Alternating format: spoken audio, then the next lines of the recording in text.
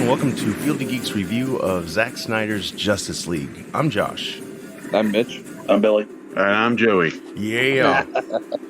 Yeah. You got the gang here. I'm so happy we're finally talking about this movie, which, years back we never thought would happen. Before we get into huge spoiler territory, I got 3 questions for each one of you, and we'll just go around the table, whoever wants to go first. One is your initial thoughts of the 2017 Justice League. Second question, when you first heard about the Snyder Cut and the announcement, what did you think? And, of course, what did you think of the Snyder Cut in a nutshell before we get into spoilers? So whoever wants to go first. Well, you can actually go back and, to the episode we recorded after, the 2017 version came out. I was actually on board with it. I kind of enjoyed it to the point of I kind of needed to, Mm-hmm. It's almost like I needed I felt like DC needed a win. So it's I just wanted people to like it. Mm-hmm. So I was kind of in denial, but then, it just, with each rewatch and everything, I was just ugh, this is not what we were told about. Mm-hmm. Yeah. I mean, I was there when it was announced, so you could see my thoughts, but, you could. No, it was awesome. It was a whole fan base pretty much got vindicated. Mm-hmm. Just one random Wednesday morning. It was awesome. And just my initial thoughts of the movie was just fantastic. And if you're a DC fan, I don't see any way that you could not like the movie. The initial Justice League, I saw it in the movie theater. I thought at that time it was okay. I was a little disappointed at the end of it because a lot of the scenes that we saw in the trailer weren't in the movie. I was a little confused on why they did that. I mean, I still like the movie because I like Justice League, and I'm obviously a big Superman fan, so that's one of the reasons why I liked it the most. But again, it kind of left me wondering, what the heck happened after what we saw and all the guessing that we had to do in all the trailers, and it just didn't pan out the way I had hoped. I think I found out about this cut. Josh, I think you were talking to me about it, and I saw it online, and then I saw Joey's thoughts on in the podcast that he was doing before. So I was pretty excited when I heard that it was going to come out. I didn't know if it was going to be possible. So there's a lot of, back and forth on if it's ever going to come out, how long it was going to be, where it was going to be. I'm glad it finally did. This cut was by far way better than the initial version. A lot of the questions I had were answered. I really enjoyed, the storyline. The length of time was a little bit longer, of course, but, with the length of time that you need to add these characters, go back to their backstories, that helped a little bit. I mean, 4 hours was probably a little long. Maybe 3 might have been better, but, I mean, they did a good job of, adding the story about Cyborg and a little bit more about Flash, because we didn't really see a whole lot of their backstories in the original cut. And we knew what happened with Superman, but now we know how some of the things happened the way they happened at the end of BVS, how they kind of fit that in. So, yeah, I really enjoyed this cut, and I was pretty excited when I had a chance to sit back in my living room and watch it, with nobody bothering me for 4 hours. Yeah. That's great. What about you, Mitch? Well, I'm kind of like Joey in the boat of, DC needed a real big win in Justice League, and I think the overall consensus was at the time that we watched it was that it was a pretty decent movie. I think we even went as far as to say that Superman kind of got more of the original feeling of a good guy, not as dark of a Superman as Snyder normally goes for. So I think in that aspect, we kind of called it a win for Superman. Unbeknownst to us, I thought the way that it was packaged to me was that there were very little reshoots that Weldon did. And so when I got to the movie, I was highly disappointed at the CGI that was done with Superman's mustache. And I know that there's now a movement for the mustache version, the Superman mustache version to come out. And maybe my perception at the time was just I really wanted this movie to do well so that we could get more Justice League movies. Sure. and then all of a sudden grumblings happened, probably about a year or two. I can't remember when this movie originally came out, but about a year or so later, they started having grumblings where it was like, well, this is really what happened. I think Joey was kind of always at the forefront of the information that was flowing out because he follows Snyder. And so, kind of learning that there were some massive reshoots, the point where it changed the entire movie, now that we know that, and how much of that stuff came out was just incredible. The accusations that came out about his mistreating people, I think probably blackballed him from making movies ever again. Right. And then, I know that we had many conversations about it in previous podcasts where we were talking about, God, I wish it would just happen. And kind of the overall general consensus is, yeah, it's never going to happen. And then Sonic happened, and the rewrites and the fan backlash that happened to that. And sure. Who actually did Sonic? That wasn't Warner Brothers, was it?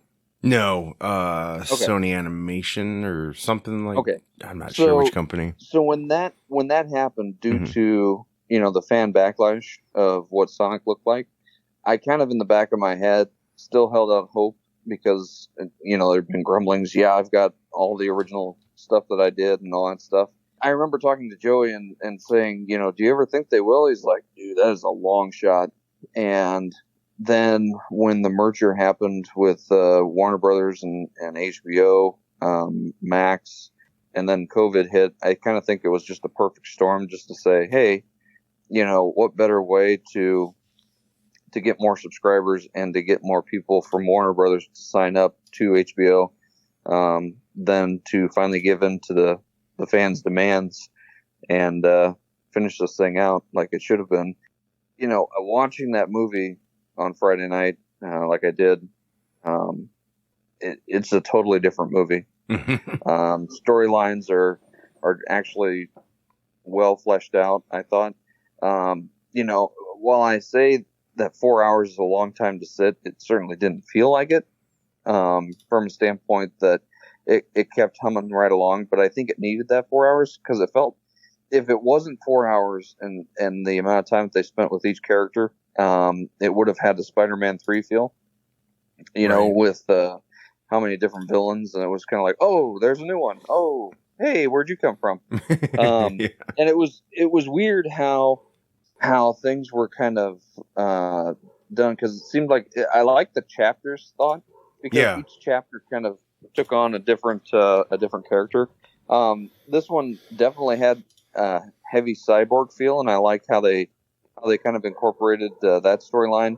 The dad, that's the guy from Terminator 2, and I've always thought of him as a great actor. He's been in a lot of shows. He sometimes really plays a bad guy and can do it extremely well. Because what was that one show that he was in just recently where like he was the dad of the daughter that was having an affair with a president or something like that? I can't remember the name of the show, but he was the bad guy, and damn, he was good at it. Yeah, he's one of those character actors. Yeah, he really added a wonderful feel to the storyline of Cyborg and stuff like that, and so you kind of got a better feeling of Cyborg, which I don't think we've ever gotten before in a theatrical movie. Wonder Woman, I thought, was way better. The fight scene where they try to blow up the museum was 10 times better. I felt like, the action part of it was better. Batman, you finally got a more of a feel of the cape when he was flying around and stuff, instead of just the kind of, oh, it's on his back. Yeah. Aquaman, you got more of a feeling for, and I think the musical score actually helped too. I was kind of, I don't know why, but I thought that the musical score would remain the same as far as like the Batman scenes with the Tim Burton guy who did. Danny Batman, Elfman. But they removed all that stuff, and I'm fine. That didn't take away from the movie at all. That was Whedon's pick. So yeah, they went back to Junkie XL, I believe. Correct me if I'm wrong, Joey. Okay. Yeah. Yeah. No, it was Junkie. Was it? Because that was really well done. Flash they didn't do much with. Kind of felt like Whedon really didn't change that part too much, except for maybe a couple of computer screens in the background. Yeah. When he saved that girl from the car crash. Yeah, that was cool. That was Iris a nice West. ad. Yep. Well, and also when he saved the world at the end. Yeah, the Speed Force. That was kind of fleshed out a little bit better. And I guess reading after watching the show, Warner Brothers hated that scene, like to the point where they demanded it be cut out. I guess I don't understand why. But yeah, I think it's because it set up a bigger, I think the setups, they didn't really, I don't know. I'm just guessing they didn't want Snyder's setups. And that set up the time, I guess it set up the Speed Force, right? But it's like time travel element. So they probably thought, they're going to do their own version of that. I don't know. I'm totally guessing, but see, in order to do what Snyder wanted to do, you had to do some things that just didn't make sense, and it would all add up at the end. So, like the Speed Force and all that stuff. It's an investment. Yeah. Yeah, it's an extreme investment, and he wanted to do a 5-story arc. So, you got the Speed Force and stuff that showed up in Batman versus Superman, which made absolutely no sense. But then if you watch the Justice League with the Speed Force, then it starts adding up. Right. But you have to do the movies this way in order to make it make sense. But I think Warner Brothers didn't want to take the time or the investment to do so. They just wanted a quick win because Avengers was out there smacking their ass around. And DC Comics are just darker. They're not lighthearted. They're not, that kind of Saturday morning. Same, they have their moments. They're not always dark. Right. There's more brighter ones. Both comic empires, they play with both sides. But yeah, movie wise, I could see, DC's been darker than Marvel, not extremely dark, but Marvel's done some stuff. But yeah, I get what you're saying. Yeah, it's the stakes are much higher in Snyder's movies, in particular. You just feel I think things it's going down, right? That's what I want for my comic book movies, for the stakes to be high. And when it's 2 hours of people just telling fart jokes, I'm I don't know why I care about this. Right. And you kind of get the feeling Darkseid's a bigger villain than Thanos ever was. Thanos was just there to kind of shake things up and mess with people. But Darkseid, this whole theory of controlling everybody and just character in general, I think you kind of get a feeling he could beat up Thanos, and then doesn't need a glove either. Oh yeah, no, no, but that's what his storyline's just as effed up as anything. Well, that's what's funny. There's comparisons between Darkseid and Thanos. Thanos is basically a ripoff of Darkseid. It's not right, Joe? Yeah, pretty much. Yeah. He's like Deadpool from Slade Wilson, Deathstroke. Correct? I think I know that. Yeah, right? yeah. Marvel's we want a big bad too, and I think they had Jack Kirby come up with another Darkseid. Same development team. Yeah, I mean they did that all the time. Yeah. I don't know if they still do that much, but I just think it's funny. There's, it just sucks for, I'm a fan of both, and I hate the hatred WB gets. Well, not so much WB, but DC, right? Snyder. A lot of people are still. I think a lot of people have liked this cut. Honestly, they talk. It could be edited down. I could see that. I still enjoyed it for what it was. It took its time. It was just. You could also just pause the movie. Right. Of course. Yeah.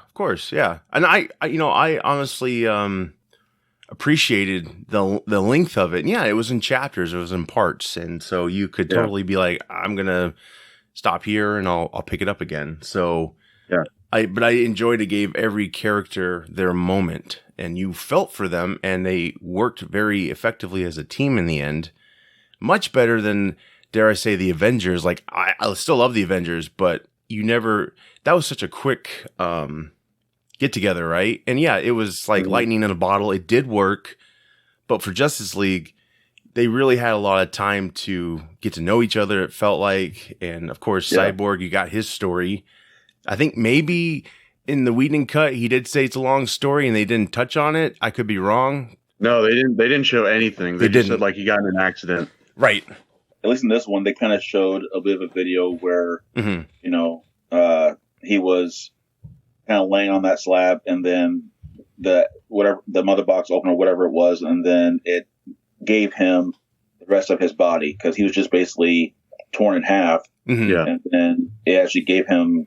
It showed the story of how he became the way he was. Right. Based on, I thought maybe the dad just added parts to him, but it actually just, he was built from the mother box, and they actually showed that. I think, which really helped as well too. Right. So, yeah. I think the character originally was built by his dad. I could be wrong, but I think the mother box is a whole new idea that constructed him. Well, it got retconned. I think like in like New 52. Oh, that makes sense. Sure. So it's comic accurate, and like it goes back to Batman vs Superman, where they show that video of Cyborg, like, being created pretty much. Mm-hmm. So, and it's like, so this time they kept with that, whereas in the 2017 version they completely reshot that scene, right? And like they showed like his leg, like he still had like a lower half, which it was actually that they kept that in because they wanted to make sure the audience knew that Cyborg still had a penis. What? No, that's a real thing. Shitting me. That's a real thing. So that was not a Snyder. Like Warner Brothers put their foot down. Lighting. Just look at the lighting in that scene. That like there's so much you can tell that's not Snyder. Right. Oh my god, that's so dumb. The only continuity error that I saw with Cyborg was when they were at the hospital. When Dad walks in, Cyborg has both eyes, right? And then when he's over getting the mother box treatment, he has only one eye. Does that make sense? I think he had a gauze or something over that eye, and then when you saw him, I think his eyeball was still there, but it was all white. It was like just decayed. it was like popped out or whatever. Yeah, so it's just like when he was in the hospital, he had both eyes, and both eyes were open. And but it wasn't. The other eye wasn't functioning though. Like he had it, but I mean, maybe they're trying to save it or something, and it just didn't work. Yeah. Like he had the eye, but it was just it wasn't working. Okay. That's a small thing to pick out, probably nitpick, but that didn't take away. I just noticed it. That's all. There was way less nitpicky in this movie than it was in the original. That's for sure. For sure. Yeah. I did like the part because at the end of the first version, they're all Superman's in his regular suit, but they're all standing on that ledge. And then everything around the area was like all flowery and green. Yeah, that's right. I forgot all about that. Really, which I don't understand how that happened. Once they killed all the demons and stuff like that. But then everything's green, all flowery. But then this one, it's darker, and Superman's in his black suit, and they can declare victory based on since Darkseid didn't cross over to the world. But it was just weird because everything looked a little more normal at the end of this version than it was at the original, because it's kind of hard to envision winning a battle and then everything turns green. It was still a shithole in this one when they left it. It was like, we saved the day. This place is still a mess. It's bad, but that's why we're leaving. They're in this nuclear, it's like Chernobyl, pretty much. Building, I think. And then they get rid of Steppenwolf, and then everything that starts growing weeds all over the building as well too. It's still highly radiated, so you can look from afar, but don't take a trip. Well, no, in this version, they said like he killed the he absorbed the radiation to like build his base. So like it wasn't. I don't think it was like radioactive anymore. Okay. Yeah, that makes more sense. The thing that I almost kind of got the feeling after now thinking about the Weldon cut is that did Warner Brothers kind of call this a one and done thing? Because there was a ton of foreshadowing in the Snyder version. Like right before they brought back Superman, Cyborg had all these premonitions happen from reading or from attaching to the mother box stuff. That, I love that.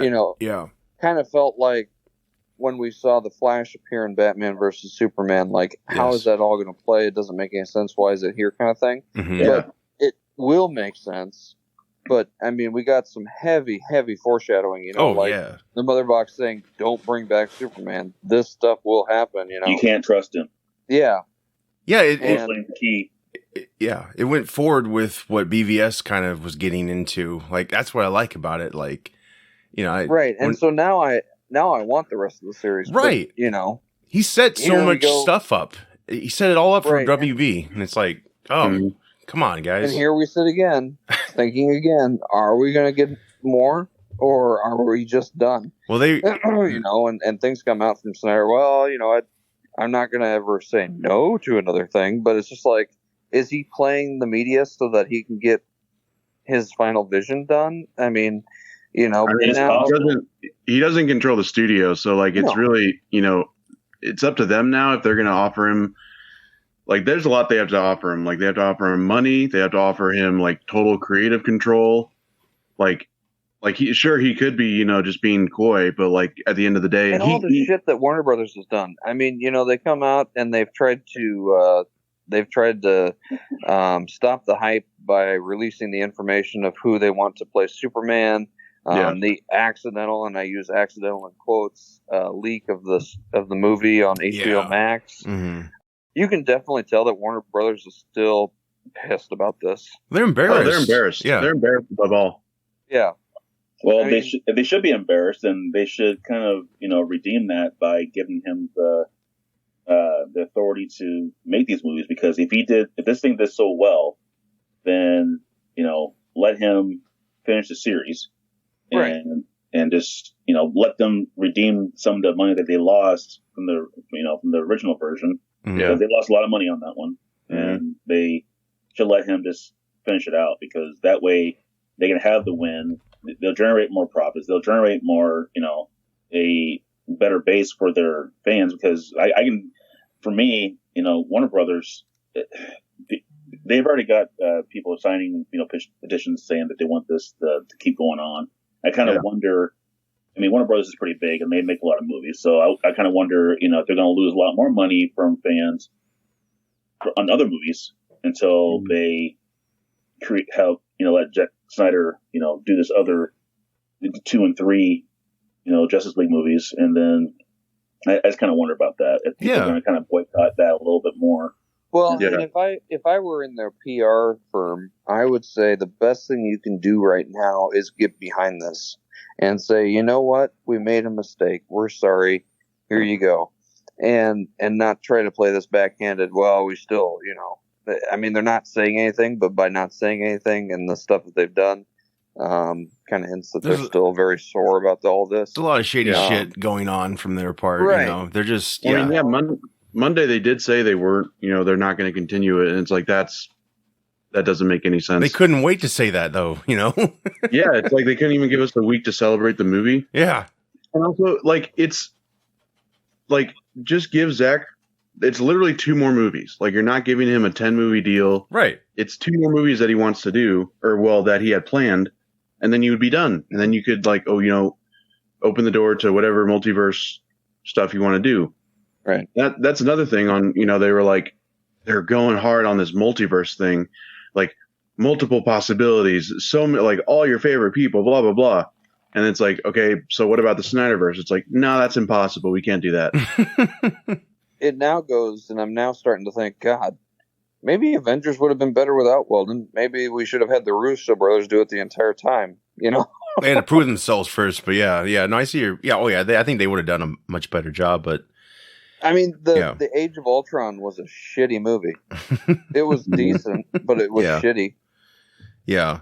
No, Avengers to me was just lightning in a bottle, and the follow-ups was not that great, but I mean, Snyder's he's an artist. He's he just shoots things very well, and he casts people very well. Joey, you've said that yourself. Yeah. I mean, he made a lot of hits for Warner Brothers before this, and they were really quick to shit on him. And he was going through hell with his daughter, passing away, and that whole thing was just handled terribly. And they wanted to get their movie out, and he probably couldn't work on it at the time, but still, it felt like it was all a shitty deal, and they just were trying to sugarcoat it like, oh, well, he's stepping away, but Whedon's taking over, and everything's going to be great, and, they high-five each other. It's great. We're all happy, But a funny thing to tell the group is Steve couldn't be here today, but I think he maybe told the group, I'm not sure, but he when he watched this, he liked it, by the way. He flipped off the WB logo when it showed it at the beginning of the movie. I thought that'd be something funny. Steve. Yeah. Oh yeah, honestly, yeah, it's like, fuck you, Warner Brothers. Like, you don't even want this. Like, AT&T pushed this basically, and I think it'll be up to them really for this to go forward. I hope so. I did hear, I think HBO got like 120 subscribes, and if you times that with like 14, $15 a month? Like, that's a hell of a profit. But then they said now wait, you're saying 120? Are you saying 120 or 120 million? Million? Did I say million? Oh no, you said 120. No, million. I was like, man, that's not a lot of money. Yeah, no. Whoops, I forgot that little part. The part that is important there. Yeah. They're getting a lot of money, and they're getting a lot of watch time on this movie. They're not. For some reason, they're not putting out numbers, but like a lot of like places in other countries are, because like it's not, the HBO Max isn't international yet. Mm-hmm. Oh, really? It's not. Well, not completely. I think it's like in a few countries, but that'd make a difference. Like some people just have to like rent the movie or something, which is like kind of the same price. And it's like shattering records, like rental records, streaming records. It's just like they're getting so much like history making from this one movie.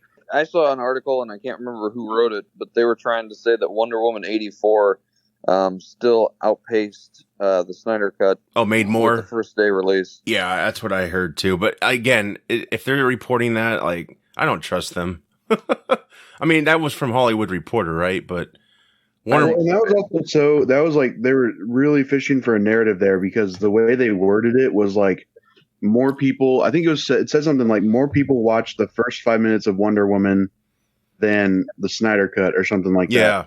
It's like, what do you mean the first? What? Why would you mention the first 5 minutes? What does that have to do with anything? The first 5 minutes, just the credits. Yeah, pretty much. Right. So it's like, people were like, what does this even mean?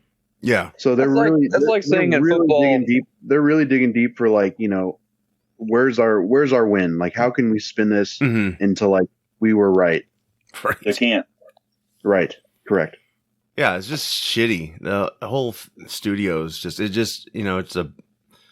just a bad image, and this is a perfect chance to course correct. And yeah, you don't have to do everything Snyder wants to do, but like, again, he set up so much in this film. It was 4 hours long. It took its time, but still, there's so much now set up. Like, Darkseid was. You can pause the movie anytime. Well, they're probably pissed off because they want to call it the Snyderverse, not anything to do with Warner Bros. They want to call it the Snyderverse. So you have the on CW they have the Arrowverse. Yeah, and so they have that. So that's spinning off a bunch of shows and all type of stuff, which has worked for them. So that's part of the reason why they're probably ticked off that they want to just have just a one name thing on there and not really a Warner Brothers movie. It's a Snyder movie. And well, but that's the thing. You can like because they came out like the week that the movie was about to come out, and they said, "Oh, we're still looking at the Whedon version as canon. Like that's what we're going to build off of." So it's like, okay, so then why not just treat this as an Elseworlds type deal? Mm-hmm. Could be. Like it's that's where the crazy stuff can happen. All the Elseworld comics, like people can die that you don't expect people to die. Like different variations on characters. I mean, you look at, you saw Wonder Woman, she's dead. Lois Lane, she's dead. Like Aquaman, he dies. So it's like, why not treat this as an Elseworld if you're not going to, look at it as canon anymore? Like, we can move past that, I guess. Like, we're already at this point where we're going to treat this as canon, like the fans will. The 2017 version just doesn't exist anymore. Like that's not in my mind. So like, I just don't understand why it's so hard just to be like, yeah, we'll let him do 2 more movies in like his Elseworld universe, and then he'll be done. Whatever. Like, who cares? Well, they set up multiverse in this film, right? The Snyder version. Didn't they say multiverse at some point? Yeah. He said the anti-life is the way to control life in the multiverse. Right. Yep. It's like it's all there. Like, just move forward. Like, let them finish this sucker. They're very embarrassed. It's not about what's right at this point. Yeah. Well, they wanted the Marvel. They wanted, they wanted the $1 billion movies. And it's like, dude, you already had your fan base, and then you could straight up just alienated them. Yeah. And like, you know, their biggest thing like was they wanted hope and optimism from this movie, and they wanted to get back to like the classic Superman. It's like the classic Superman is boring in this day and age. Like, Christopher Reeve, like he was great for his time. Like that entire interpretation of Superman, like for the 70s, it was great. You gotta let shit like evolve. You gotta let characters like evolve. Yeah. Especially with Batman and BVS, it's like, yes, he murdered, but like they're telling you why it's bad. They're telling you the entire movie why it's bad that he's killing. They're not saying like Zack Snyder is not like, yeah, more killing. He's like, yeah, like every Batman has killed besides Adam West and George Clooney. So like this is the only one that holds him like accountable. And now all of a sudden you're like getting pissy about it. So it's kind of like the same thing with Superman and you know, the Justice League and Zack Snyder's Justice League. Like they were going for this like hope and optimism thing. And it's funny because the hope and optimism was actually in Zack Snyder's version all along. Right. Yeah, and here's has more heart. To Joey's credit about, you know, the whole popcorn kind of Superman. If you take a look at the James Bond series with Pierce Brosnan, they actually, if you watch the special features on Casino Royale, they actually go into why they decided to go with Casino Royale. And it comes out that they actually had another Pierce Brosnan James Bond in the works. However, what occurred was 2001 and the attack on the Twin Towers, and they said the entire mood of the world changed. And so they had to reconnect and figure out a different way to package James Bond, because if you noticed, the Pierce Brosnans were kind of campy and they were popcorny and they were funny and they were feel good. And I mean, Denise Richards as a Bond girl, I mean, come on. And so they had to go back to their roots and kind of make it more gritty and more realistic and stuff like that. And that's why Casino Royale did so good, is because they changed course due to the kind of audience that they were now working with. Because I don't think another James Bond with Pierce Brosnan would have worked. Probably not. And so you have to look at your audience as your main driver. Joey's 100% right. I mean, you know, we're not dealing with an Adam West Batman anymore. It's not like, oh, you know, turn the camera sideways and show bad guys in a lighthearted manner where, yeah, they do bad things, but, you know, they're kind of funny and, you know, you feel good about it. No, I mean, we're talking about real life scenarios because we've been brought into the real world now. The age of the internet has linked us all together. So now things that we were shielded from, we can see readily available, and it gets shoved into our face. There was a market for more seriousness. Like I remember after Iron Man, when they were looking into Tony's alcoholism in the second one, they really wanted the classic comic. You know, they wanted to dive into that. Of course, Marvel played it safe, and you know they were trying to build something massive and all that. But yeah, you needed.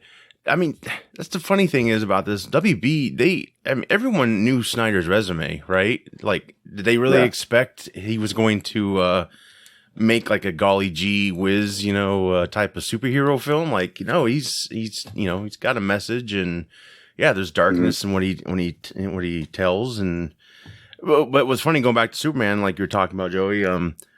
People got the Christopher Reeves one back, Superman Returns, and nobody liked that. I mean, no one really, you know, were down for more of that. It's not even that they didn't like it; they just didn't even show up. Yeah, like they just didn't show up to watch the movie. And now, you know, we're 10, 15 years later, and people are like, "Oh, why can't you go back to Boy Scout? You know, like Happy Superman." Yeah, and it's like cool. So like Superman Returns, he was a deadbeat dad.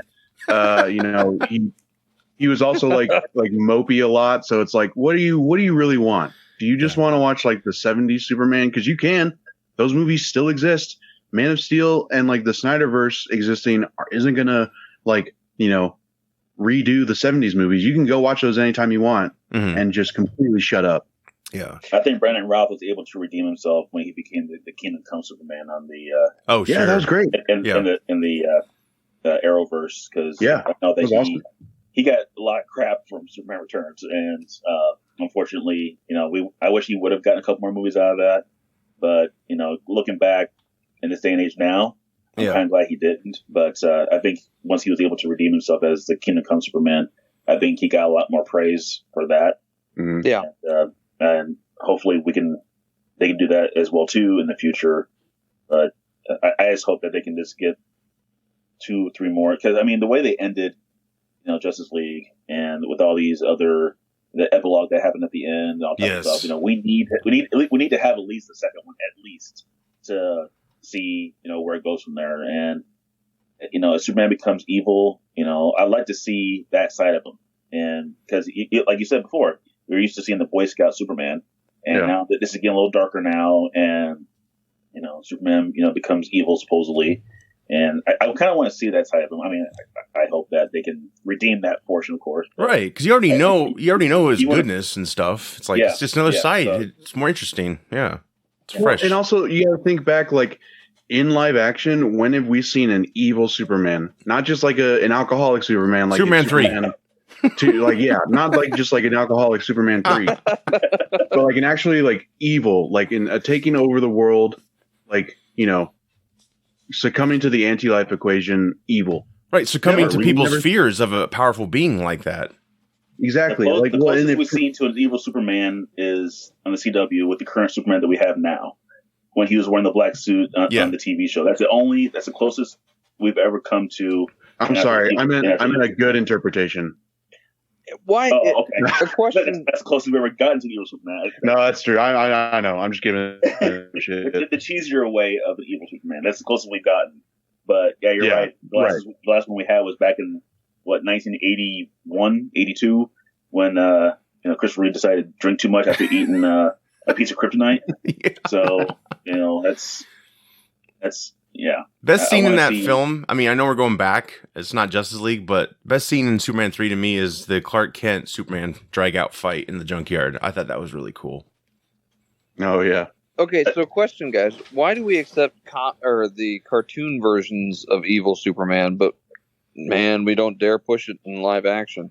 Well, you know what? Not as cheesy. I don't know. It's not, it's not as cheesy, but also, I mean, you look at the finale of the Superman animated series, like the 2-part finale, he was literally like a minion for Darkseid. Like Superman, got brainwashed or whatever and was working for Darkseid.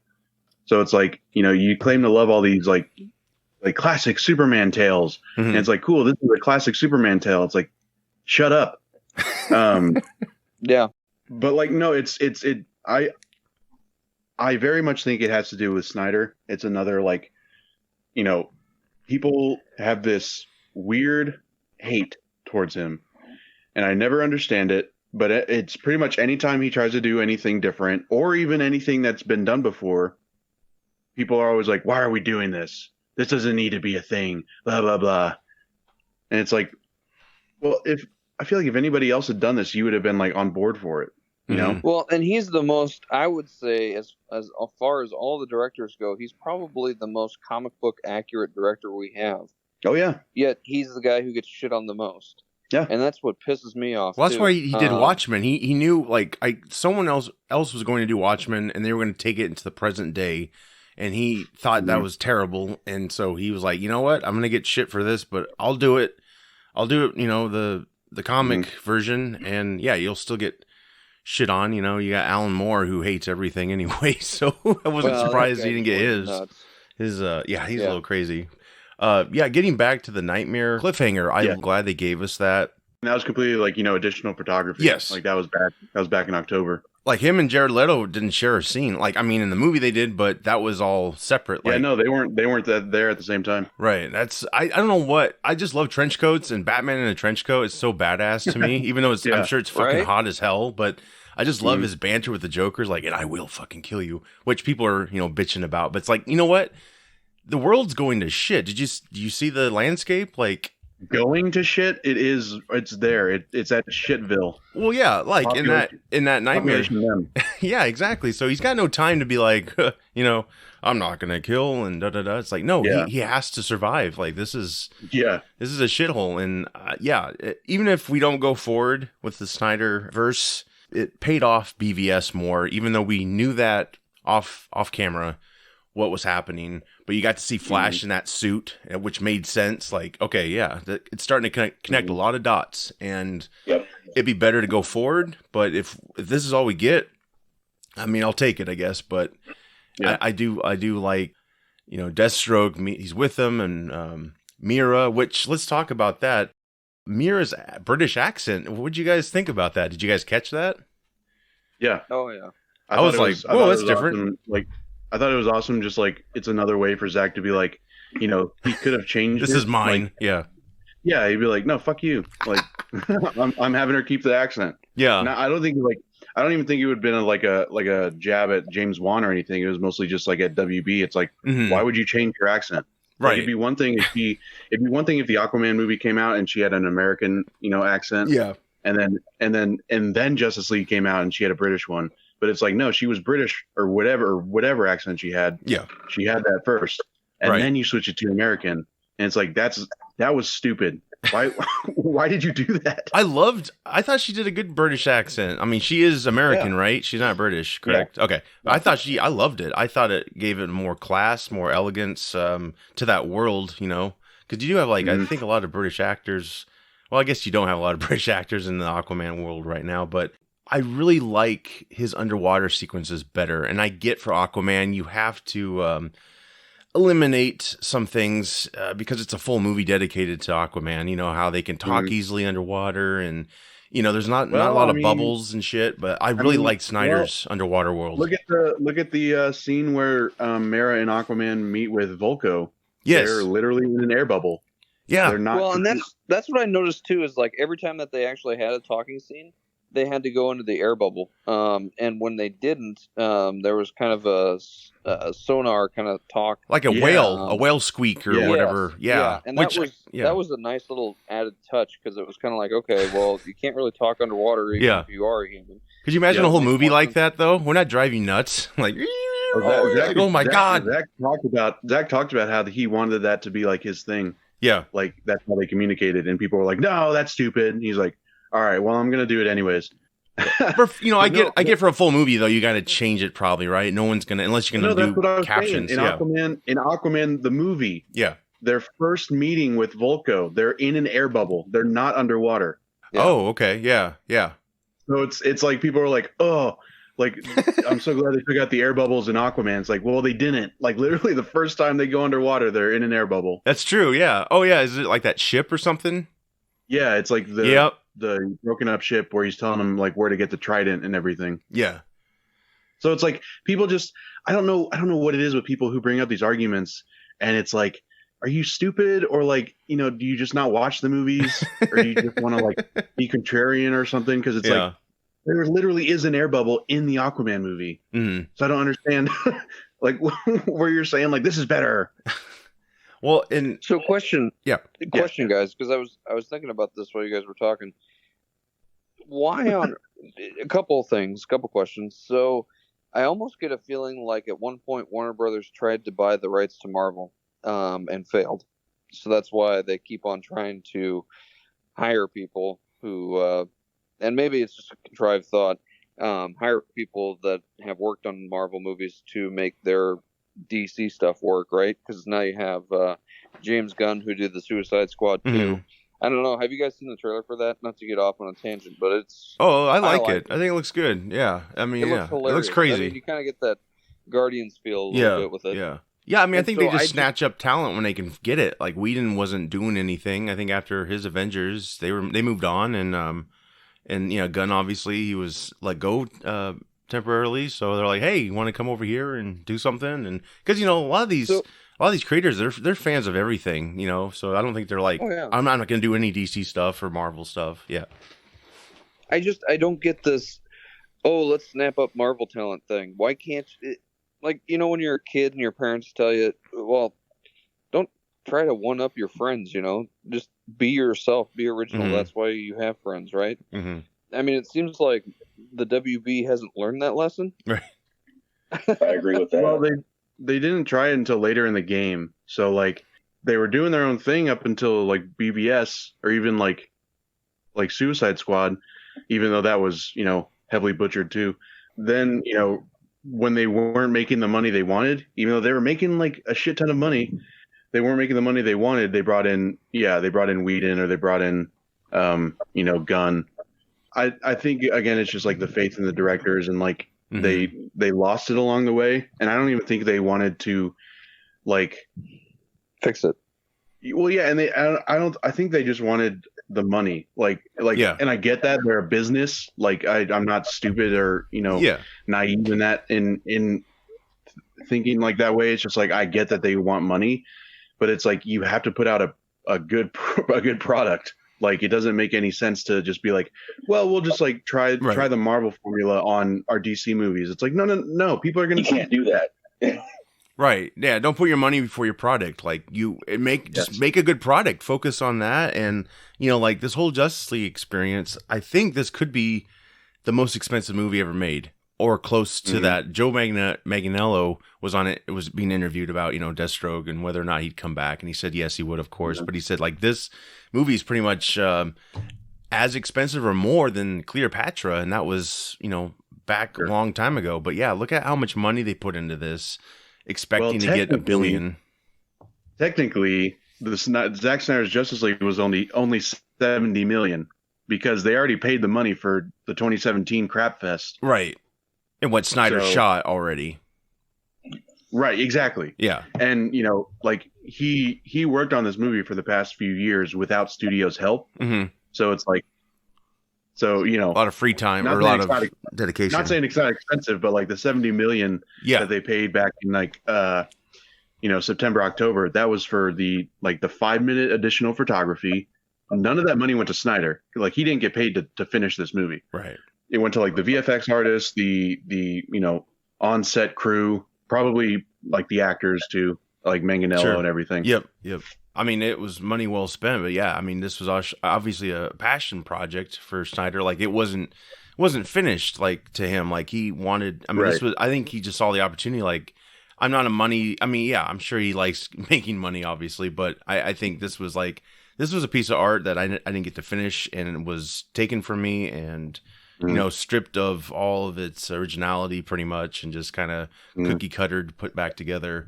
But yeah, I'd like to definitely point out Darkseid in the very beginning of these trailers. I thought it was decent. I was like, it's quite not there yet. But then they obviously, all these big budget movies or, big effects movies, they keep working on them until like pretty much right before they come out. I think they really nailed Darkseid in the end. I think they really, I think he was Thanos level, honestly. And I know a lot of people, they always, again, you got fans are like, we got to alienate each other. Thanos look better. I was like, okay, they improved this. Darkseid looks good, and you should, respect the hard work and dedication they did with him. I mean, to bring him back into this, like he took Steppenwolf's place in the Ancient Earth battle, which was a much bigger battle.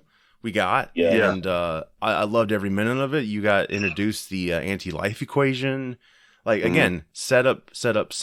And it's just a shame if they're not going to use any of this because it's like, that's the other thing. It's already been set up. Why would you want to spend more money to set it up again? Like, it's just idiotic to me, unless they don't want to even go. Kill the Waynes again. Yeah, probably, right? Yeah. I loved how they, in the war, they introduced the lanterns, which I wish they would have done a little bit more with. I wish. Right. But they added the Greek gods. They added Zeus and they added Ares. And of course they didn't do that before. So I mean, knowing that Wonder Woman's the Amazons kind of come from the gods and all type of stuff. I'm glad that they actually introduced that stuff. That was pretty awesome. Yeah. Well, they had him in the 2017 movie, but it was just Zeus, Ares. Wasn't it? Oh, it was Ares? With Ares, they changed the actor because, like in this one, it was David Thewlis from Wonder Woman, right? But in 2017, it was a completely different actor, right? Which that makes less sense. That makes less sense to do that in 2017 because it's like we literally just saw him in Wonder Woman. Why would you cut him out of this movie? Right. Yeah. Well, and freaking Steppenwolf, man, that redone look for him was freaky. That dude was freaky. I know you were afraid of him. He was much better, menacing design, and you really were scared of him. I was just gonna say, like, until the end of the movie, where you're kind of feeling sorry for him because, like, Desaad's being this like little asshole of like a servant to Darkseid, and it's like and he's being like such a prick to Steppenwolf. You're like, whoa, I feel sorry for Steppenwolf. Right. Yeah. I told you he was going to fail. Yeah, exactly. Yeah, I mean, just the eyes, the eye work they did with Steppenwolf when he gets like he gets more powerful. Like his eyes turn blue. Yeah, like all of that, and the actor who voiced him, who was that? Joey. Yeah, like I'm sure this is what he signed on for, and yeah, it really does show. Like there was so much building of this character. Was the guy who played Steppenwolf in the original the same guy who voiced him in this one as well too? Yes. Yeah. Okay. But he was on record saying that he did not. CGI. Yeah. I don't know if he did motion cap or anything. He was the first one to come out, and he was the first like big actor to come out and say like that wasn't we worked on. Like hopefully the director's cut comes out. Yeah, because that it made him like a blue dude. It was like he looked like humanoid, and this Steppenwolf is definitely not. He's definitely a creature from somewhere else, and that's the thing. They thought that he was too scary for like the kids or whatever. Oh my god! And it's like, hey man, I for sure don't give a shit. Like you got to stop catering to children, like just like completely, because it's like you still have adults pay for those tickets. They were children, so they know, and they're ready to see this shit look real. And I mean, this is a feast. This whole movie is a huge feast, and I just love. To be honest, like in the beginning, I kind of got annoyed with the Wonder Woman, like but then it grew on me, and I appreciated it a lot more. I love the people say this is weird, but they're probably just haters mostly. But the Aquaman scene which I love, Bruce Wayne actually taking the time to find Aquaman. You got that from the initial trailer, and then Justice League comes out. He's on the rooftop, right? And Alfred's like, "It's time to assemble the team." And next thing you know, he's got a full beard, and you're like, "How long did it take this dude? Because damn, he can grow a beard in 2 days. Like shit." Yeah. But I love that whole setup. Like he went to that bar and the dialogue and the people, and then the girls like they worship Aquaman. Like he's like, like all these characters are gods, right? They sing the song when he goes into the sea. They sing when he puts up. It's like I mean, it's in text and shit. Like there's a lot of this isn't just like silliness. Like they worship this guy, and I think the song is to like. Is like a hope for him to come back or something like that, because they don't know if he's coming back. He just left, and I do like they kept some lines like they're talking about Gotham, and he goes, "Oh, that shithole." Like I like that line. That was pretty good. And Aquaman. Yeah, I loved. William Dafoe looked a lot different than he did in Aquaman movie, but it was fine. It was fine. It was fine. Got to let his hair down. You got to see how he got his armor, how Aquaman got the armor for the movie, because that was his mom's trident, and he just slams it down because he's like, "Damn it, take this trident." And Mira's saying, you need to do what your mom would do, go up and defend, because like all of that was really wasn't there in the 2017. I think that was the biggest problem. Is like, why are these people here? How do they know to be here? Like, Well, and it's like, how does Aquaman know about the mother box? Like in this one, it explains it. He's saying, Willem Dafoe says like the Snatchers have come from the surface. They're, they're looking for our mother box. But in the 2017 one, he just swims right down and he's like, I see the mother box or whatever. It's like, what the fuck? And I just like the explanation of the mother box better. Like Diana still tells us of the past battles and all that, but it's done more naturally this time, rather than like her and Bruce just take a walk, out of nowhere. Yeah. And I like how she explained, what they were. It wasn't so magical. They were more like machines. And getting into like Cyborg, we got to obviously see his family and all that, and it was great. And I loved how you could communicate to machines, like the big bat carrier. The flying fox. Yeah, I loved how he said it just needs a software. Yeah, like he made it fly. It wasn't Bruce Wayne or Alfred, and I like how he could communicate when he went into the mother box and was telling his story. I love how he's there, like in his football gear or his Letterman's jacket, and he's just walking around. He's like, the Nazis took this back in 42 or whatever, and like all that shit was really cool. That was a good way to show him, like that's how he saw himself in his mind or whatever. And then like at the end of the movie, when he's in the Unity, it finally transitions into he sees himself as Cyborg. Like, he's embraced his new like it or not, that's who he is now. Like, and he fully embraced that, which I love. Right. But if we can get back for just a quick second to if we're gonna have a pissing contest over Thanos and Darkseid, this was Darkseid's first appearance in DC film. Yep. Yep. I think I know where you're going. If we're talking about first appearances, holy shit! Thanos' first appearance was in Avengers for literally 2 seconds. Yes. And no speaking lines. Like, he just turned around and like gave that weird smile. And I'm not saying he didn't look good, but if we're gonna again, if we're getting into a pissing contest, Darkseid looked miles better than for his first appearance. So if we do get 2 more, I can only imagine it goes up, especially if the VFX artists and everything have that much more time to work on Darkseid. Well, that's a great point because that's all I wanted to say. That's a great point because Avengers to Infinity War, he looked like shit because they tried to do a CG version and they were working on it, right?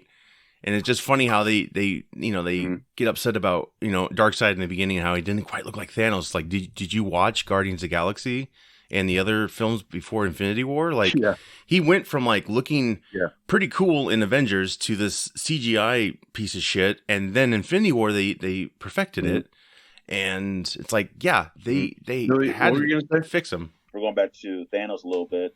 They have him in the first, like you said, the first couple of movies where he was like all CGI. He did a little smile, and then all of a sudden, and he's like greenish or whatever it was, color he was. Purple, and then he comes purple, and then he comes into the later Avengers movies, and he's bald. He's not cartoonish anymore. He's not so completely CGI'd. Right. So it's really weird how they kind of changed that up as well too. But that's just I'm not a huge Marvel person anyway because I'm all DC. But it's kind of weird how they transitioned Thanos from the little cartoonish looking guy to the different kind of person later on. They perfected it, because he was like front and center of that film. He had to be effective looking. Well, and also it's interesting that I don't see Zach ever getting rid of Ray Porter like as the voice of Darkseid or like the mocap of Darkseid. Holy shit! The original Thanos, we never saw him again because that was not Josh Brolin. That was like I can't remember his name, but he was a black actor, and they just like completely let him go. Right, they're just using him for his looks, pretty much, weren't they? Like, a little bit, and like they never, he never got any recognition from it. He never got like they could have really used that to like build like another career. Yeah, and they're like, no, let's just get Josh Brolin. It's like, okay, like I guess nothing against him, but like it was just like they could have had another Chris Hemsworth. They could have had another actor from the Marvel. I was on the record of saying, like, before Infinity War, I was like, why didn't they just keep this original actor? Like, I really dug the look. Why couldn't they use camera tricks to make him bigger? They did that in Lord of the Rings. Like, that's an ancient effect. But they wanted a bigger name, obviously. Which is funny because Darkseid, Ray Porter isn't like a huge name, correct? Like, I looked up the dude and like, I don't recognize this guy really, but his voice is fantastic. He was, I think he was like a theater actor for a while. Oh, perfect.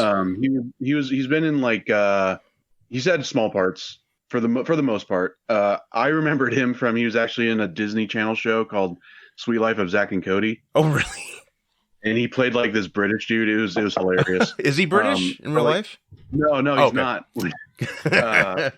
But no, like I remember, when the rumors were coming out that he was Darkseid, I looked him up. I was like, whoa, that's cool. His voice is so haunting. Like, it's perfect. Oh yeah. Like, oh my God. Can't believe it. And I've been on a couple shows with him. Like last night we actually did a show with him. But he's mentioned before how like when he's doing the Darkseid voice, like they like pretty much him, Kieran Hines, and Peter Guinness, he plays Desaad. When you hear them talk, that's pretty much their voice with a few like a little minor tweaks. Yes, but like that's pretty much their voice. Like that's his voice as Darkseid. Damn. Like because he's done it before on different shows. Like he'll just go right into it, and you're like, yeah, that's it. That's just it. That's just the voice. Get like a happy birthday greeting or something from them. Yeah, maybe. Please leave a message. Like, holy shit, yes, I will. I'm so sorry. I'm so sorry for calling.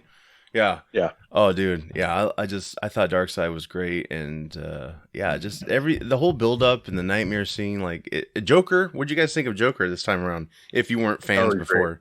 Great. Yeah. He was it was pretty suspenseful. And I mean, it was a pretty good ending to, to set up the next movie. I'm glad they were able to bring Jared Leto back, because I mean he's kind of freaky anyway when it comes to playing the Joker.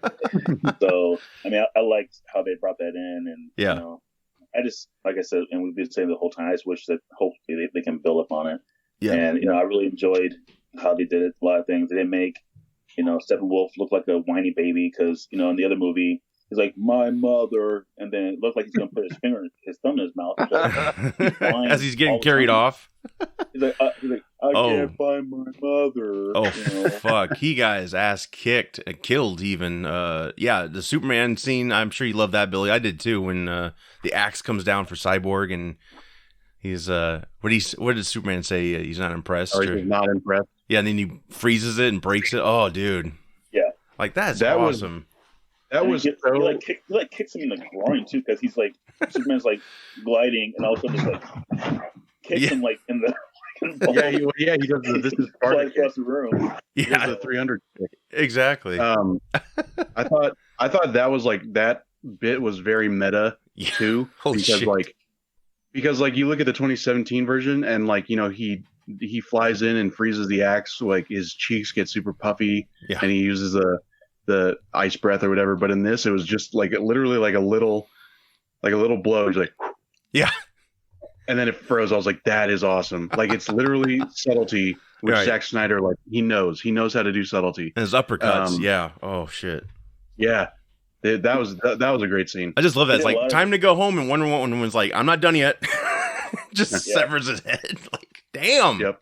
He's not coming back. Well, Superman, I think broke off like part of his ear or his helmet part. Yeah. Oh, dude, his horn. Yeah, man. Shit. His horn. Yeah. He was pissed. He's like, "Fuck you." Yeah. And then Aquaman just okay, I'll just stick a fork in you. You're done. And so he's that was badass. Yeah.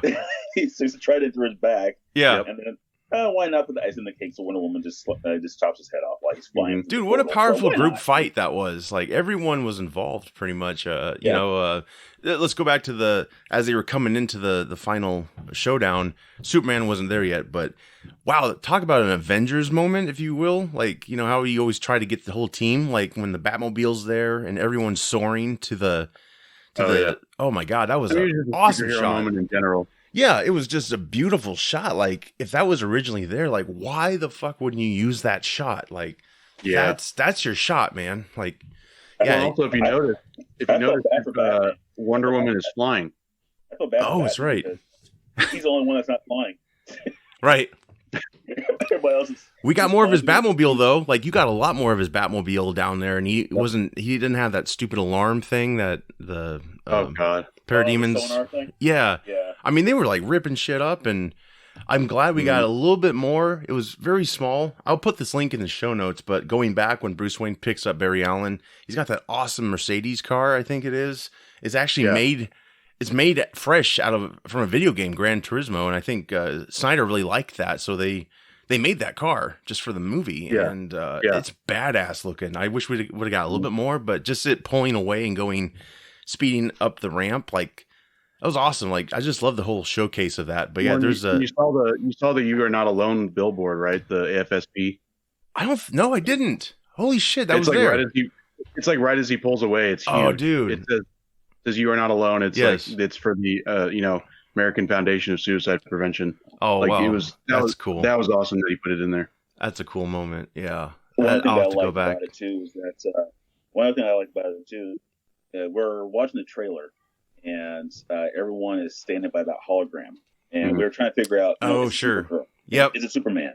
And I was really hoping it was Supergirl, but and then Barry Allen's like, we know what we need to do, but I'm not saying it. Yeah. And and so Superman's hologram, he kneels down, and then he starts flying. And then everyone's like, okay, yeah, we know what we need to do. But that was one thing that I was really wanting to see the most, besides the part where Superman flies into the Batcave.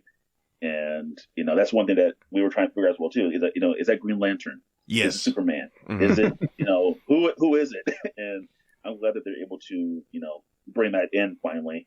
He said that you might come, and we're like, yes. I was hoping that when we first saw the trailer, I was hoping it was Green Lantern because that's one character that they don't show more of, but we saw like the green and what we thought was green in Alfred's glasses. Those actually Superman's, Right. And we never got that scene in 2017. Like that was another scene that was ripped away from us, and we got it in the special features or whatever. Yes, they did want to do more Green Lantern stuff because like in the interface, like the nightmare vision that he sees, you can see Kilowog lying in the rubble of like the Hall of Justice. Zach actually did want to do like a Green Lantern scene. I think Green Lantern was supposed to be the one who was at the end instead of Martian Manhunter. I heard it was Jon Stewart. And this could be wrong, but I heard Snyder wanted Jon Stewart. He wanted Jon Stewart. Yeah, and WB said no. He even they said no, and he shot it like in his driveway or like his backyard or something. Yeah. And then like he showed it to them, and they said like, if you put this, I can't remember exactly how it went down, but pretty much like he shot it, and like they said like no, and then stupid. And then I think they did it again with Martian Manhunter, but then he shot it anyways, and then they put it in the movie or something like that. Right. I'm not 100% on that, but a lot of this was like like they denied him doing Green Lantern because they were going to do like a series or something. Mm-hmm. And it's like, cool. We still haven't heard anything about that. And we could have had that in this movie. And you just said, no. Well, maybe it's because maybe they don't like the casting choice, but so far they've used all of Snyder's casting. So I don't know what the hell that deal is with that. And that was the only thing that was kind of jarring. And it's not really a bad thing, but since we already got the Martian Manhunter scene with Lois Lane, I thought that was like kind of a good way to just end it. I did like the ending scene, but I think it was like overkill, maybe too much. Well, I mean, you needed someone to put that nightmare vision in Bruce's head, right. And I'm not. And that was Martian. That was Martian Manhunter. That makes sense now. If you look at that nightmare scene, and like other people have talked about this too, so I wanted to get like your guys' thought on it. If you look at that nightmare scene, Superman lands on the bridge or whatever where everybody is. Yeah. He stands up, and it's the repurposed shot from BVS from when he lands in Nairobi. Oh, okay. But his eyes start glowing like he's going to use the heat vision. Yes. But we never see the heat vision. We just see the glowing red eyes. Who else has glowing red eyes? Oh, shit. No. So. Oh. Yeah. Damn. Makes sense. That would make sense because I was like a cliffhanger, and then it's like episode 2, like, hey guys, it's me. Like, hey, what's up? Really, maybe it's Martian Manhunter that really turns evil, not really a Superman. Well, no, it's like more of a disguise. Like he's posing as Superman. Yeah, I think it's right. But I mean, who knows? That would be something too. But since you brought up the eyes, there's that one effect I really loved. I think it's when Superman is battling Steppenwolf, I think it's when the portal opens. You see Darkseid. I think you see Superman's eyes, like they gradually get red, but you still see the eyeball, and then it gets, obviously red. Oh, yeah. Oh, I love that shot. In that movie, so many cool shots in that film. And what did you guys think of the black suit? I know, Billy, you really wanted that when I really wanted that. And, seeing the, the pictures, like, behind the scenes, when Henry Cavill's, wearing a coat, so you can, obviously see where he's wearing a suit. And, I've been wanting to see that forever because, other shows and cartoons have brought in the black suit. Because even in the 90s, Lois and Clark, he wore a black suit, but it was black tights with a blue S insignia on it. But they brought in a black suit in some form. I was glad that they were able to do this finally, because when he died in the comics, he came back wearing a black suit. Right. So I'm like, well, that'd be a good way to bring him back. And when he went back to his ship, they showed the suit, but I think the regular suit that they showed was actually for Supergirl, from what it looked like. But that black suit, I'm like, finally we're going to get this. And then when he came out of the ship, like he did in Man of Steel, yes, the slow-mo, and of course he's got to kneel down and take off. Like they got to do that whole thing all over again. But have the Rock's move, Yeah, I was bouncing up and down when I saw the black suit finally. What'd you think of the two dads talking to him? You had Clark Kent, you had Jonathan Kent, and you had Kal-El. Or not Kal-El, Jor-El. That was really cool too, because they're both his father. I mean, he didn't know his father Jor-El at all except for his hologramic self, and but both fathers talking to him, giving him the guidance. I think that was a really good move to do that, because that kind of gives him the comfort of his fathers to move on and do what he what he was set to do. And I thought that was good to add those voices. Sure. That was awesome. You never heard that before, like a mashup of both fathers talking to him. And it's crazy to think like that was all new dialogue. Wow. Oh, sure. So they came back at some capacity to record that. I don't know if it was in 2017 or if it was like if they just did it over the phone or something like that. Mm-hmm. Also, Billy, you read how like they made the black suit possible in this movie, right? I didn't. So he wanted to do the black suit like initially, like that's like the entire movie. He wanted to do the black suit. Yep. And then WB was like, no, we need him in the blue and the classic one. So he said, all right. So he had the suit constructed in such a way that he could like go back easily and re-edit it to make it black in post-production. Oh. So like, they shot in the red version or in the classic version, but he was pretty much during post-production, he was just going to do the whole like forgiveness instead of permission type of approach. And then so that's why in the 2017 version it looks so wonky because they turned up the lighting way too much and you can see like the padding. That's why it looks so fake, right? Cheesy. Like yes, that makes total sense. Idiots. Yeah. Didn't they know that? Like, why couldn't they grab the BVS suit? Like, you would think, God, they just don't know what the hell they're doing. Jesus. It was destroyed. I guess, but shit, I mean, they didn't know that? Like, Those are the things I like to tell too, because in the last version, when Superman, it's Clark Kent, I guess, when he's in the trench coat, and in the original version, he's looking up at the sky. He runs through the alley or whatever. He has the original suit on. So was that the same thing that they did? So they shot him in the regular suit, and then they turned it black in the post-production as well? Yeah. Yeah. Okay. That's why the 2017, it's like the same shot. It's just, they made it the traditional. Yep. Yeah. They could just flip a switch, if you will, or hit a button. Yeah, because I remember when that shot, that shot happened in the 2017 version, and then like a behind-the-scenes thing came out, and Zach was like literally right against the wall as they were shooting that scene. So I was like, okay, so he was there. So that's weird. Yes. But, now it makes a lot more sense. Yeah, and he's also in the cafe as Lois steps out with the coffees. Mm-hmm. Yep. That was cool. I saw that from the internet. But that officer she gave coffee to was the original Jimmy Olsen from Superman, the movie. Yeah. Yep. Yeah. And after 40 years, he got to say, "Good morning, Miss Lane." Oh, shit. You're right. Yes. Yes. Yeah, you did. Yeah. I mean, he was in the 2017 version, but he was like just checking the guy in with the marker over his face and stuff. Oh, yeah. Yeah. He pressed that phone button and it turned into like a red phone. Yeah. So like what? Yeah, that was so weird. Yeah. Mitch, what'd you think of the black Superman suit? I liked it. I thought it was definitely overdue. I know that I don't know much about the whole black suit thing, and I know that when he dies, he comes back with the black suit. It's like a rebirth suit, sort of, I think. Beard. Oh, yeah, yeah. I was kind of hoping that was the case, but when you're dead, I guess, you're dead. Yeah. Mitch's quote, when you're dead, you're dead. I like that. You're dead, you're dead. I guess maybe I don't. Well, and the only thing that kind of got me was at the end of Batman vs. Superman, all of a sudden the ground started shaking a little bit, so I kind of got the feeling like he wasn't dead. Right, he was rejuvenating. Coma, like an alien coma.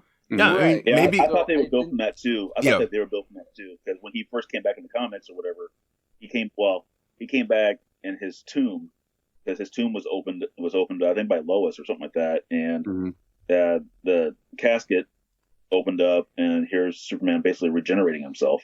So I thought they would build from that, like from his grave in the ground, or maybe even move his body to, maybe the fortress or something like that for him to regenerate. That's what I thought they would do. Right. But I mean, how they did it, it was good. They kind of did because like as much as they could, because they kind of had to factor in the whole mother box thing of like, even if he is still like alive a little bit, he still needs a little bit of a kick. Yeah, because they put him in the goo and stuff, which was in the. Yeah, I guess that ship is his Fortress of Solitude, like a modern version of it. They definitely done away with crystals. I don't think they ever had crystals in this new Man of Steel. They didn't. No. It was like USB ports, right? That codec, and that's about which are kind of cool, but more modern. I really liked they brought back Carla Gugino for to be the ship. Yes. But it was cool. So they did the whole nightmare thing again. Yes. After the ship advised them, not to do it. I love that part. So that's another repurposed scene because he couldn't shoot that Lois Lane death scene when Superman's kneeling and he has Lois in his arms. Yep. That's from the Man of Steel right after he snaps Zod's neck. Yes. I thought I thought he looked a little younger in it, just a little bit. Yep. I was like, oh shit, okay, yeah. And Lois is charred, man. She's like burnt to a crisp. She was just a skeleton. They went there. But after Superman wakes up and everything, the ship says the future has taken root in the present. That is an Excalibur line. Yes. Which it's one of Zack's favorite movies and he's inspiration for this universe. It was on the marquee when the Waynes came out in the BVS. Yeah. Yep. But I thought that was really cool. Yeah. Just to, not just a callback to the movie, but also you have now put us on a course for this future. I love Cyborg saying no, and Barry's like, go. Yeah. And then you got that tease of time travel because as he was too late, but as his speed increased, everything reversed just a little bit. Yep. I loved all of that. I thought that was really effective. Let's talk about Lois's pregnancy. I guess she is pregnant in this film. They've said you did see the test in her drawer. What do you guys think about all that crap? I mean, that does away with the whole theory, or not theory, the storyboards, right, Joe, where Bruce Wayne was the father to Lois's kid. Well, yeah, that was done away with a long time ago. Okay. That was out of the gotcha. The thought process a while ago. I see. But it's interesting. I mean, because then you start to think about during the fight with Superman. And she comes in and is like, did he see the fetus? Could he see the baby? And that's why he stopped using his, I thought at one point he was like while they were in the house that he was going to hear the heartbeat or something. Right. It was also very early. So, well, they say at the end of the film, when they're bringing stuff back into Ma Kent's house, that there's a bassinet and that could just be Clark's, but I don't know if that's got any meaning. Yeah. I mean, because, well, in the 2017 version, she's carrying just moving boxes, but in this one, she's carrying a bassinet. So it's no, that's definitely for them. Right.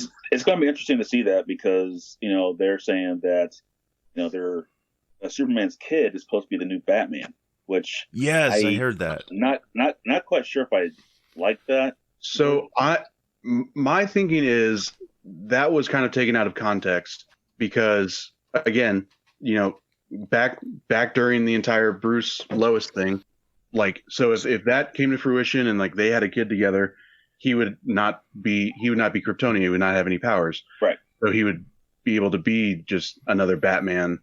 But if it were a Kryptonian Batman, superpowered Batman, I'm that's weird. He actually fly though. That'd be kind of cool. Because as a kid, you're like, Batman can't fly. Why? He's got a cape. Yeah. Yeah, I get it. It would look weird if he had glowing eyes and shit, but maybe he could just fly. He doesn't have everything Superman has, but I don't know. That's what I'm saying. I don't think it's still in the. Yeah. I don't think it's still in his thought process anymore. I think that was I think he was just saying originally I wanted this to happen. Mm-hmm.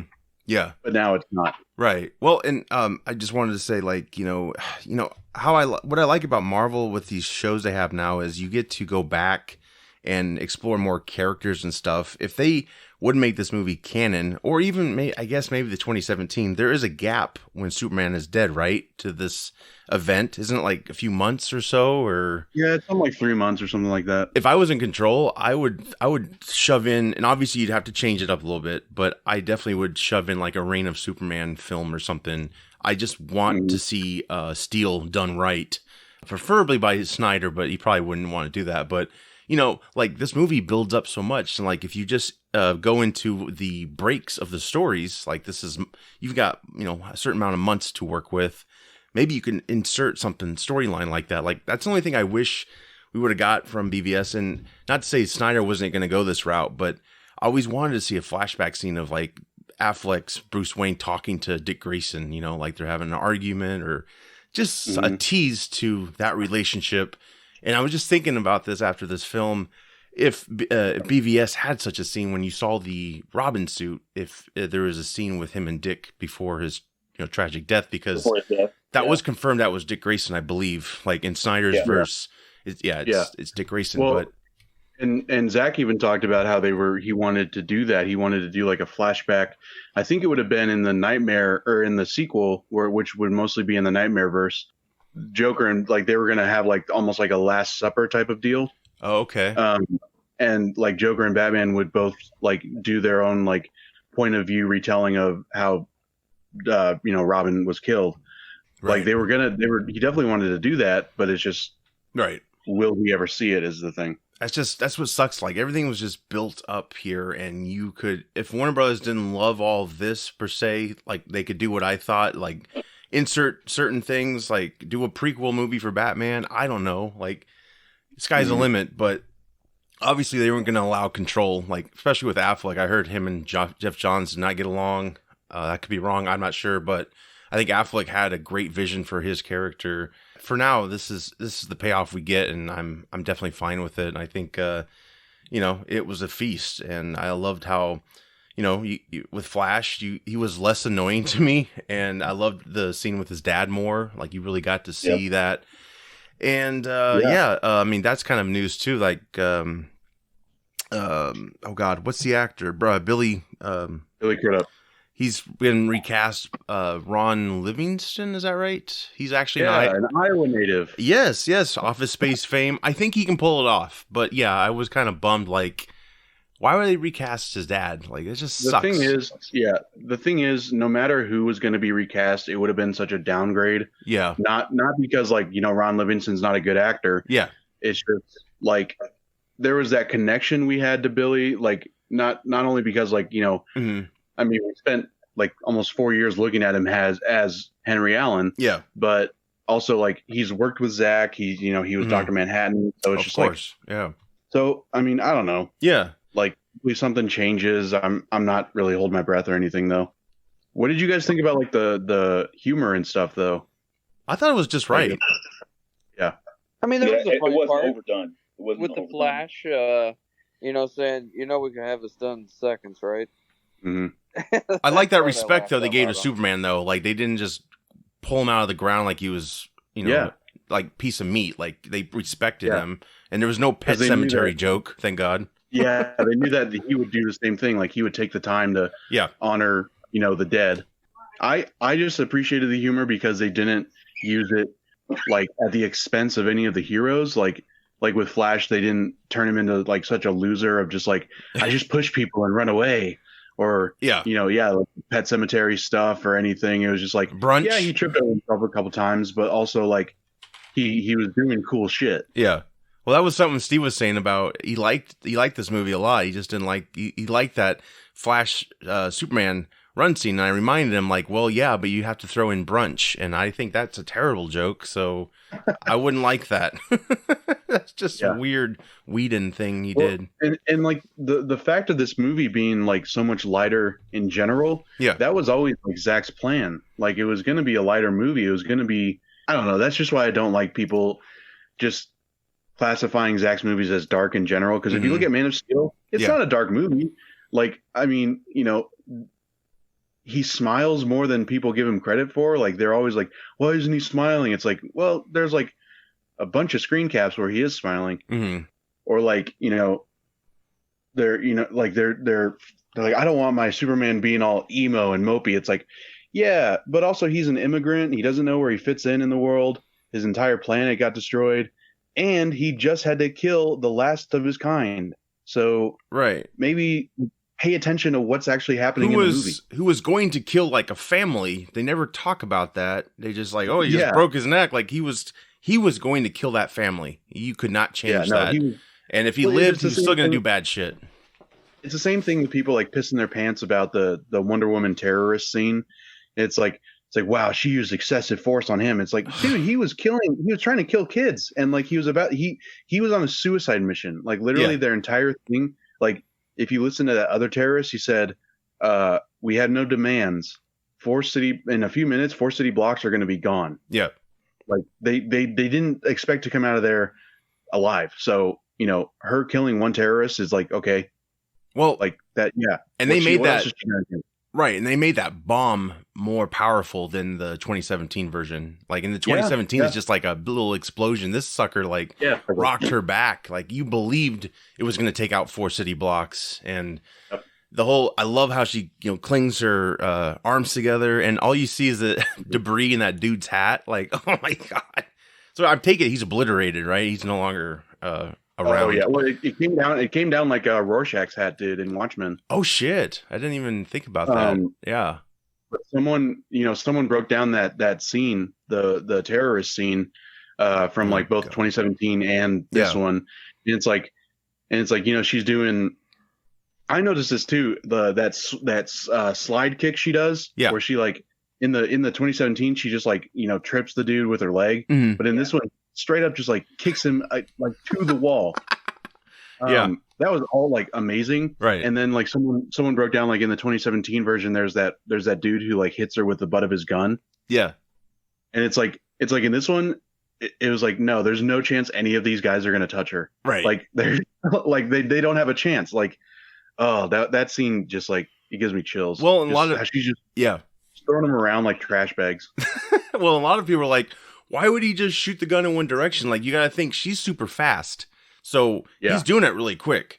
So obviously you got the slow mo for a reason, which I know a lot of people bitch about the slow mo, but these guys are powerful and shit.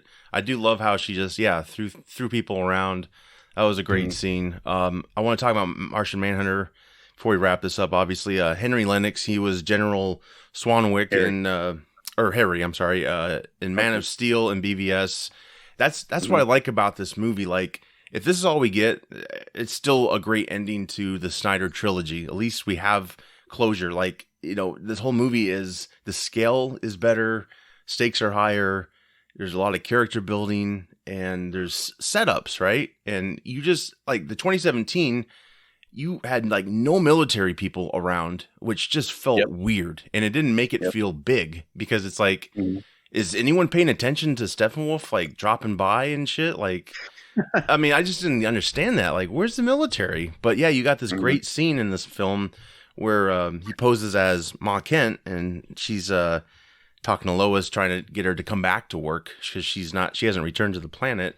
I did think it was funny though when she probably called Ma Kent later. When Clark came back, if she recounted that get together, and Ma Kent's like, "What the hell are you talking about?" Like, I never saw you.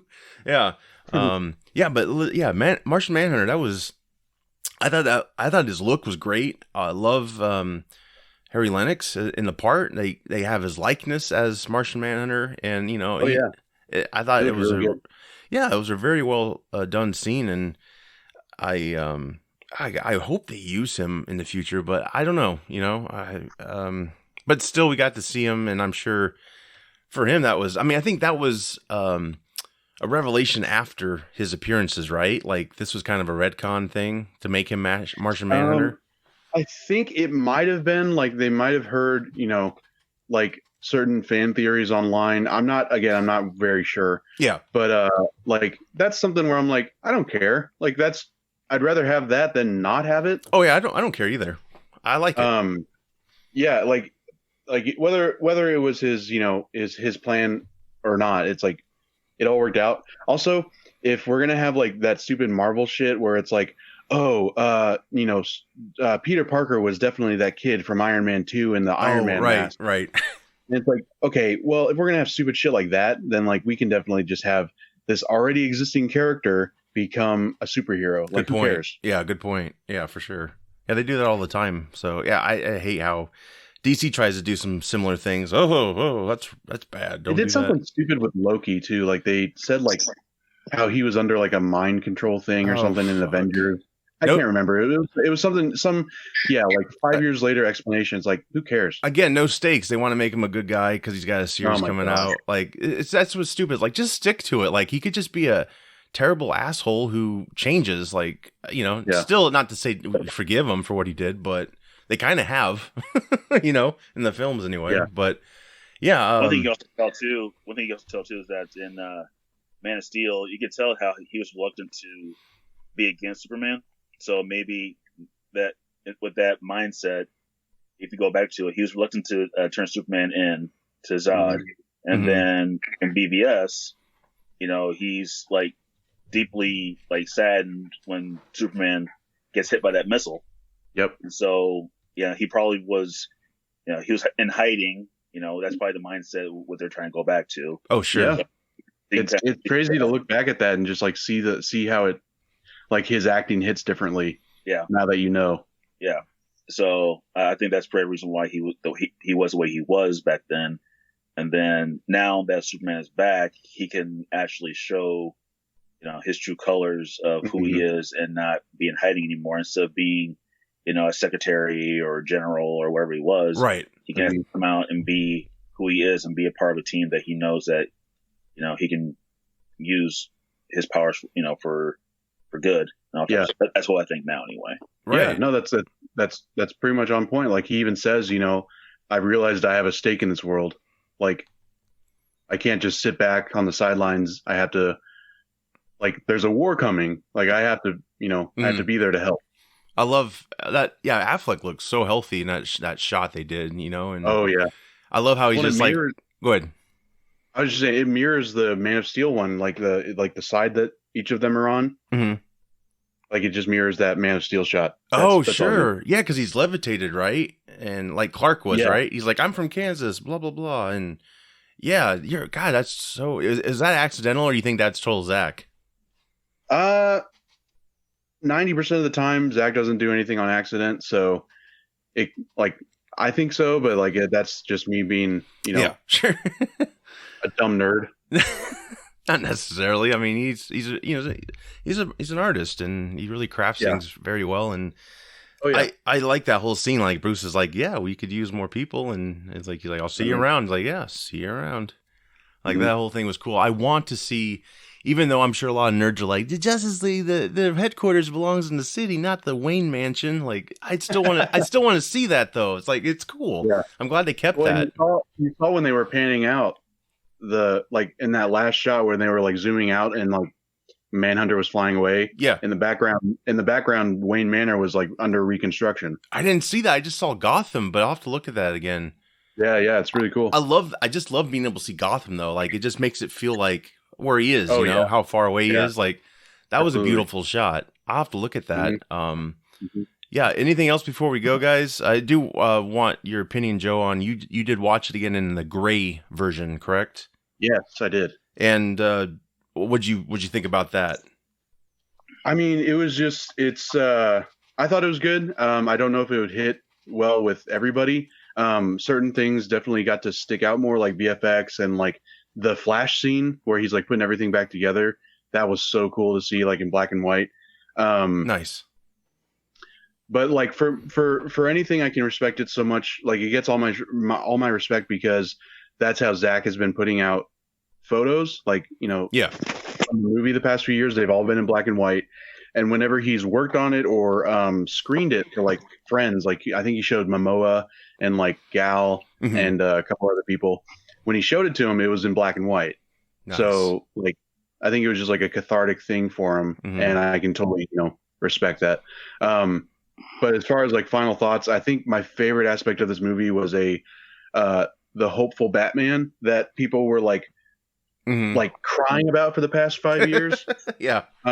Like it's like, well, look, not even a year later, we would have been able to see it had you just like not pissed your pants for 5 seconds. Right.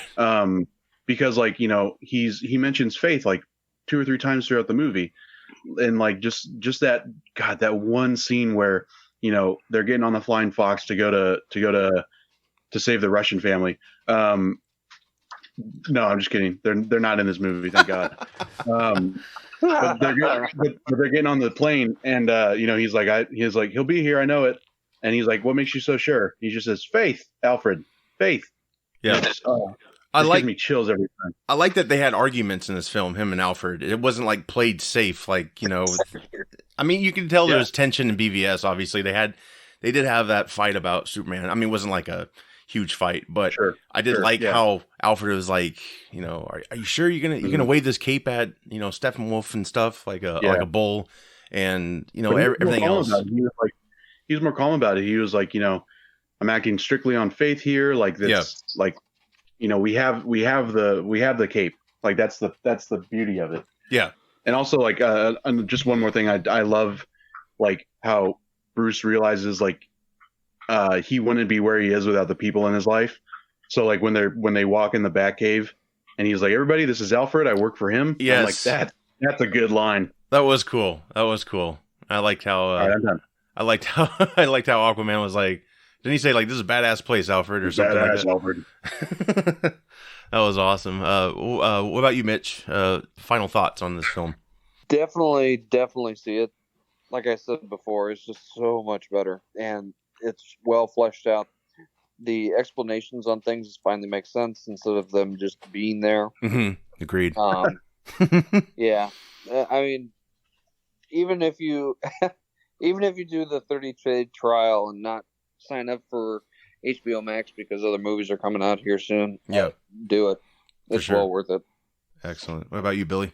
I think for me, I loved it. One of those things that I remember the most as well too is that at the end of BVS, Luthor's like, he's been awakened and he's coming. He's just like, and then at the beginning part of Justice League, Superman's overgrown voice is opening the mother box. So it's his voice that's really doing it. Yes. And we understand now how it happened, because exactly when Kryptonian died and his voice is like spreading all across the world, it's making this stuff. Unfortunately it's Superman's fault that he's opening the boxes, right? Because he's screaming, right? So after years of wondering, is this all we're gonna get? And I have much more respect for Zack Snyder for what he did, and I hope that they come out with 2 and 3, because from what I've read, Justice League 3 is supposed to be basically mostly Superman, mostly like a sequel for him. That'd be cool.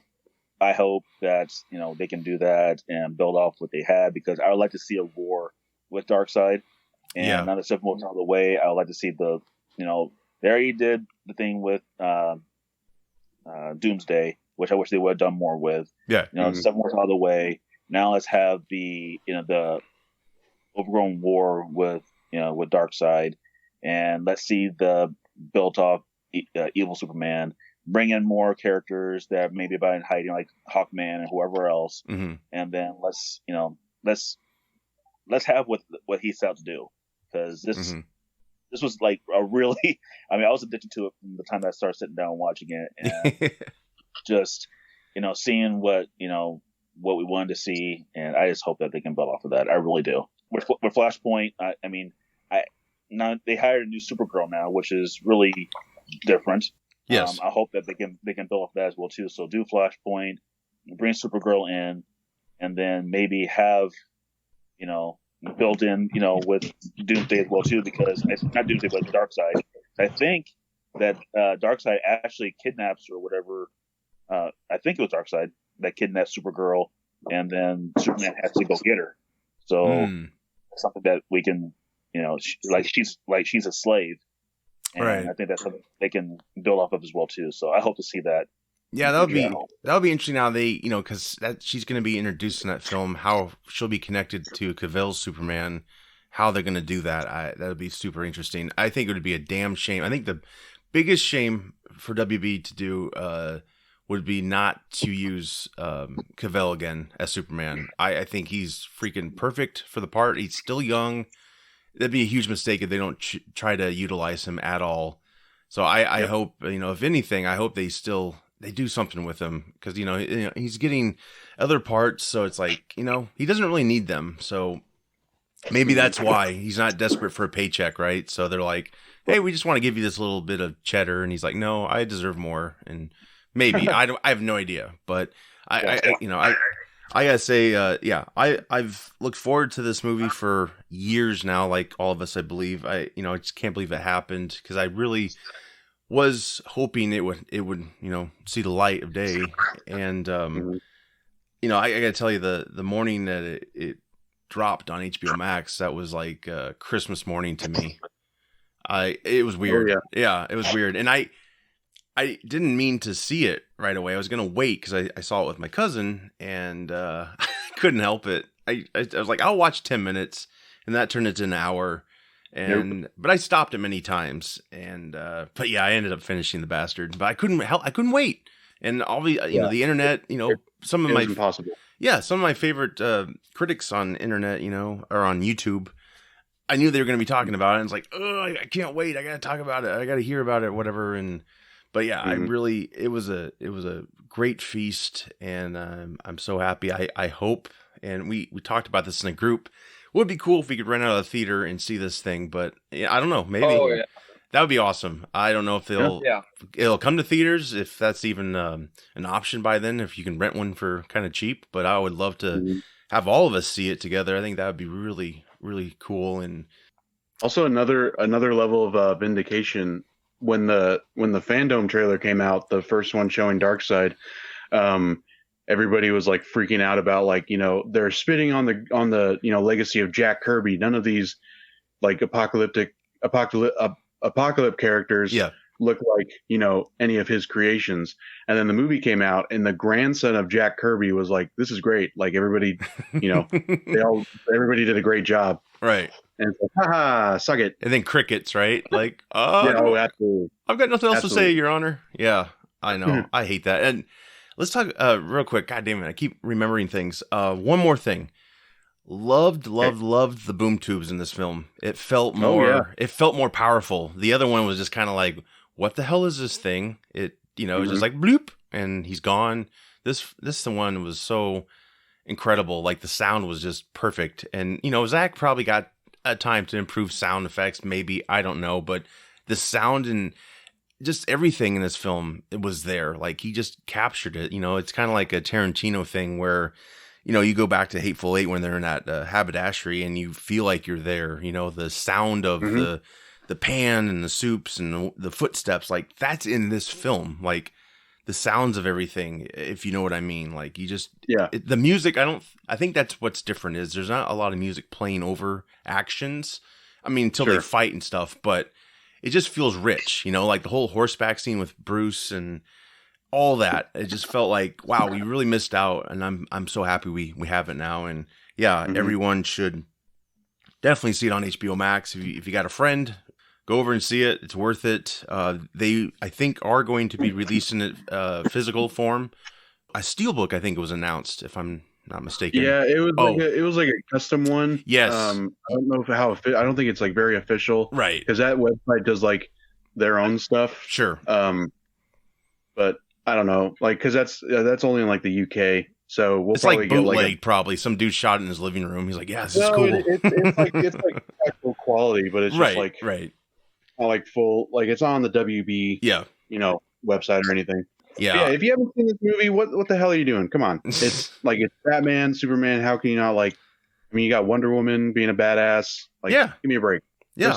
Go watch this movie. And I hope HBO released I think it was 5 to 8 minutes maybe of behind the scenes. I'm hoping that's a tease for more, maybe in physical copy. They released a 30-minute thing like Friday, I think. Oh, sweet.